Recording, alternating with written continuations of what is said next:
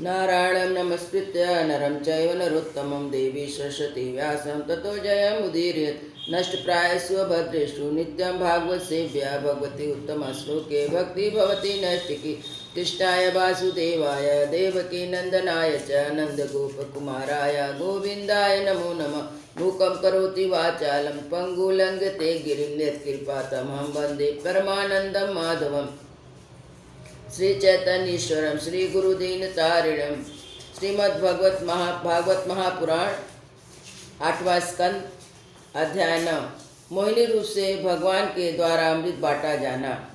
श्री सुखदेव जी कहते हैं, परीक्षित, असुर आपस के सद्भाव और प्रेम को छोड़कर एक दूसरे की निंदा कर रहे थे और डाकू की तरह एक दूसरे के हाथ से अमृत का कलश छीन रहे थे।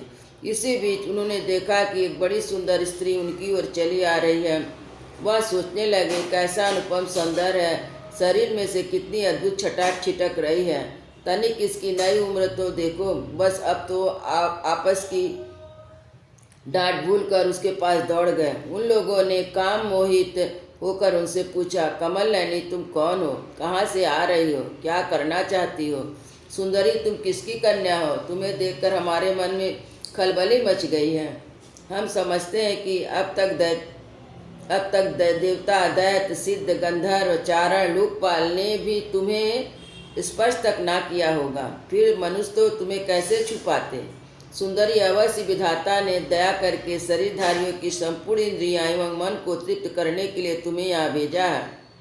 मालिनी, वैसे हम लोग एक ही जाति के हैं, फिर भी हम सब एक ही वस्तु की चाह कर रहे हैं, इसलिए हमें डा और बैर की गांठ पड़ गई है। सुंदरी, तुम हमारा झगड़ा मिटा दो। हम सभी कश्यप जी के पुत्र होने के नाते सगे भाई हैं। हम लोगों ने अमृत के लिए बड़ा पुरुषार्थ किया है। तुम न्याय के अनुसार निष्पक्ष भाव से इसे बांट दो, जिससे फिर हम लोगों में किसी प्रकार का झगड़ा ना हो।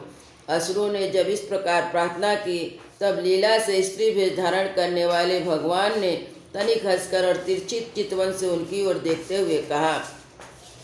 श्री भगवान ने कहा, आप लोग महर्षि कश्यप के पुत्र हैं और मैं हूँ उल्टा। आप लोग मुझ पर न्याय का भार क्यों डाल रहे हैं? विवेकी पुरुष स्वेच्छाचारण स्त्रियों का कभी विश्वास नहीं करते। दैत्यों, कुत्तों और व्यभिचारिणी स्त्रियों की मृत्यु स्थायी नहीं होती। वे दोनों ही सदा नए नए शिकार ढूंढा करते हैं। श्री सुखदेव जी कहते हैं, परीक्षित, मोहिनी की परिहास भरी वाणी से दैत्यों के मन में और भी विश्वास हो गया। उन लोगों ने रहस्यपूर्ण भाव से हंसकर अमृत का कलश मोहिनी के हाथ में दे दिया। भगवान ने अमृत का कलश अपने हाथ में लेकर तनी मुस्कुराते हुए मीठी वाणी से कहा, मैं उचित या अनुचित जो भी कुछ करूँ, वह सब यदि आप लोग को स्वीकार हो तो मैं यह अमृत बांट सकती हूँ। बड़े बड़े दैत्यों ने मोहिनी की मीठी बातें सुनकर उसकी बारीकी नहीं समझी, क्योंकि इसलिए सबने एक ही स्वर में कह दिया, स्वीकार है। इसका कारण यह था कि उन्हें मोहिनी के वास्तविक स्वरूप का पता नहीं था। इसके बाद एक दिन उपवास करके सबने स्नान किया, हविष्य से अग्नि में हवन किया, गो, ब्राह्मण और समस्त प्राणियों को घास, चारा, अन्न, धन आदि का यथायोग दान दिया तथा ब्राह्मणों में से स्वस्थयन कराया।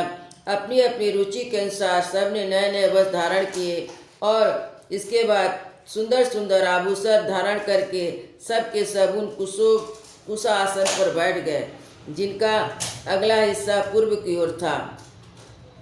जब देवता और दैत्य दोनों ही धूप से सुगंधित मालाओं और दीपकों से सजे सजाए भवन में पूर्व की ओर मुँह करके बैठ गए, तब हाथ में अमृत का कलश लेकर मोहिनी सभा मंडप में आई। वह एक बड़ी सुंदर साड़ी पहने हुई थी, नितंब भार के कारण धीरे धीरे चल रही थी, आंखें मद से विवल हो रही थी। कलश के समान स्तन और गज सावक के सूंड के समान जंघाए थी। उनके स्वर्ण निपुर अपनी झनकार से सभा भवन को मुखरित कर रहे थे। सुंदर कानों में सोने के कुंडल थे। उसकी नासिका, कपोलों और मुख बड़े ही सुंदर थे। स्वयं पर देवता भगवान मोहिनी के रूप में ऐसा जान पड़ते मानो लक्ष्मी जी की कोई श्रेष्ठ सखी वहाँ आ गई हो। मोहिनी ने अपनी मुस्कान भरी चितवन से देवता और दैत्यों की ओर देखा और वे सब के सब मोहित हो गए। उस समय उनके स्तनों पर अंचल से कुछ खिसक गया था। भगवान ने मोहिनी रूप में विचार किया, असुर तो जन्म से ही क्रूर स्वभाव वाले हैं, इनको अमृत पिलाना सर्पों को दूध पिलाने के समान बड़ा अन्याय होगा। इसलिए उन्होंने असुरों को अमृत में भाग नहीं दिया। भगवान ने देवता और असुरों की अलग अलग पंक्तियां बैठा दी, फिर दोनों को कतार बांध कर अपने अपने दल में बैठा दिया। इसके बाद अमृत का कलश हाथ में लेकर भगवान दैत्यों के पास चले गए। उन्हें हाव भाव और कटाक्ष से मोहित करके दूर बैठे हुए देवताओं के पास आ गए। उन्हें अमृत पिलाने लगे, जिसे पी लेने पर बुढ़ापा और मृत्यु का नाश हो जाता है। सुखदेव जी कहते हैं, परीक्षित, असुर अपनी की हुई प्रतिज्ञा का पालन कर रहे थे। उनका स्नेह भी हो गया था और स्त्री से झगड़ने में अपनी निंदा भी समझते थे, इसलिए वे चुपचाप बैठे रहे। मोहिनी भी उनका अत्यंत प्रेम हो गया था। वे डर रहे थे कि उससे हमारा प्रेम संबंध टूट ना जाए। मोहिनी ने भी पहले उन लोगों का बड़ा सम्मान किया था, इससे अरो भी बध गए थे। यही कारण था कि उन्होंने मोहिनी को कोई अप्रिय बात नहीं कही।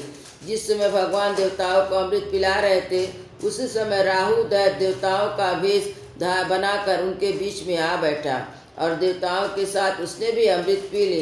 परंतु तत्क्षण चंद्रमा सूर्य ने उसकी पोल खोल दी। अमृत पिलाते पिलाते ही भगवान ने उन्हें तीखी धार वाले चक्र से उनका सिर काट डाला। अमृत का संसर्ग न होने से उनका धड़ नीचे गिर पड़ा, परंतु सिर अमर हो गया। ब्रह्मा जी ने उसे ग्रह बना दिया। वही राहु पर्व के दिन पूर्णिमा और अमावस्या को वैर भाव से बदला लेने के लिए चंद्रमा तथा सूर्य पर आक्रमण किया करता है। जब देवताओं ने अमृत पी लिया, तब लोगों को जीवन दान करने वाले भगवान ने बड़े बड़े दैत्यों के सामने ही मोहिनी रूप त्याग कर अपना वास्तविक रूप धारण कर लिया। सुखदेव जी मुनि कहते हैं, परीक्षित, देखो, देवता और दैत्य दोनों ही एक ही समय, एक ही स्थान पर, एक ही प्रयोजन तथा एक ही वस्तु के लिए एक विचार से एक ही कर्म किया था, परंतु फल में बड़ा भेद हो गया। उनमें से देवताओं ने बड़ी सुगमता से अपने परिश्रम का फल पा लिया, अमृत प्राप्त कर लिया, क्योंकि उन्होंने भगवान के चरण कमलों की रज का आश्रय लिया था। परंतु उससे विमुख होने के कारण परिश्रम करने पर भी असुरगण अमृत से वंचित ही रहे। मनुष्य अपने प्राण, धन, कर्म, मन और वर्ण आदि से शरीर एवं पुत्र आदि के लिए जो कुछ भी करता है वह व्यर्थ ही होता है, क्योंकि उसके मूल में भेद बुद्धि बनी रहती है। परंतु उन्हीं प्राण आदि वस्तुओं द्वारा भगवान के लिए जो कुछ किया जाता है वह सब भेदभाव से रहित होने के कारण अपने शरीर, पुत्र, समस्त संसार के लिए सफल हो जाता है। जैसे वृक्ष की जड़ में पानी देने से उसका तना, टहनियाँ, पत्ते सब के सब सिंच जाते हैं, वैसे ही भगवान के लिए कर्म करने से वे सब के लिए हो जाते हैं। वृंदावन बिहारी लाल की जय। जय श्री राम लला की जय।